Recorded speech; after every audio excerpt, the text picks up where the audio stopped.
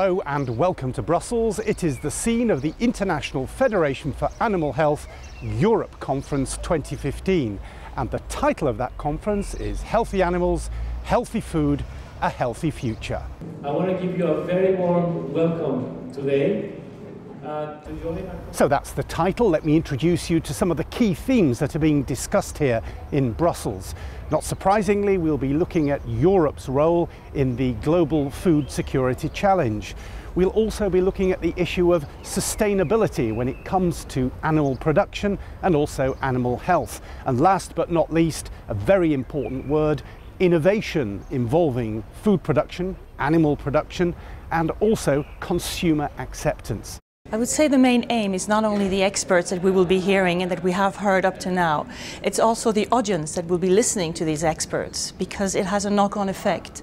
And I see the audience as our ambassadors to take these messages beyond this room, beyond their daily business and even beyond their countries. For me, the target for the future, the most important thing is to open up more to the outside, to partners, to politicians, to decision makers, and to be more open, even more open than in the past, to help, to support and to drive change in our interest, of course, but also in the interest of animal health in total. As our title suggests, this is a European conference, but the issues being discussed here, sustainability, food security, innovation, are very much part of the global scene. So there were speakers here from the developing world too.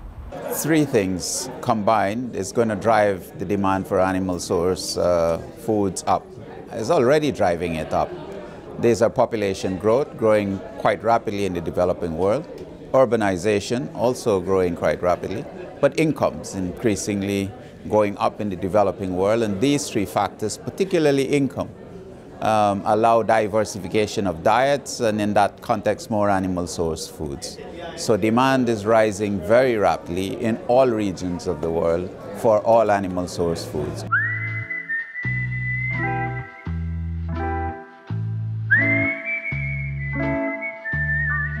One of the questions on the agenda for one of our key speakers at the conference has been this: is food security and affordability an issue in Europe? Well, it certainly was, according to that speaker, who has direct experience among the growing number of food banks giving out free food to needy people throughout Europe.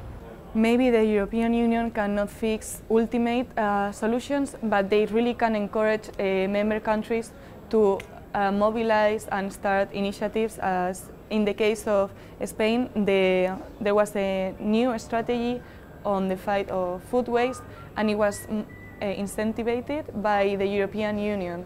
So that is what we look for.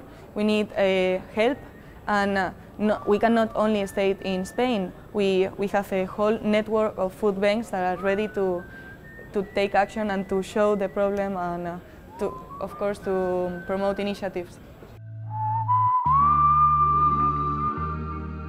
The role of consumers, who are paying a significant part of their household budgets for food, was not forgotten in a session entitled Innovation and Acceptance. What I think, especially when you look at the development of new technologies and innovations, is the main point is that you should involve consumers upfront when you are going to develop something.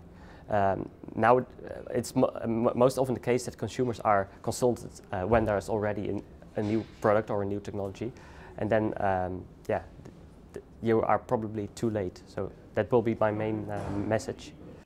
And with the Dutch due to gain presidency of the Council of the European Union in 2016, the conference was keen to hear about their planned approach to food and animal products and production. Well, it's hard to predict the future, but we tend to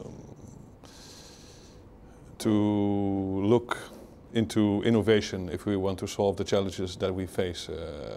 That's one of the roads we travel, is to innovate and develop new sustainable stables, for example, for poultry or for cattle, but also in the field of pesticides. There are many innovations possible, and that's the road we travel in order to be able to address the challenges that we we face in agriculture.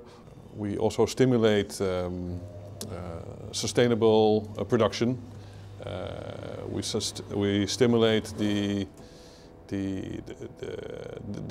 public debate about it, and we try to create awareness in society so that consumers, that are the ones that at the end of the day buy a product or not, realize what they buy, and that has paid off. That has paid off until now, and we probably will continue to do so.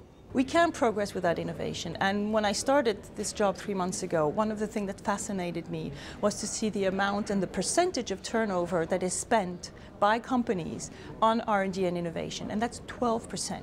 This is a huge amount. This is an added value that our industry is bringing to Europe, and this should be known, and this is why we're fighting so hard for this new legislation, to make sure that they can make these products more easily available to all throughout Europe, and that all the administrative hurdles and battles that we're fighting will be reduced so that we can actually put our energy where we have to in producing and developing and making available products for pets and for food-producing animals. So a great deal of discussion on key issues at this year's conference, and no doubt there's going to be a lot more debate in the future. This is Nick Wood from the Brussels 2015 Europe Conference saying bye for now.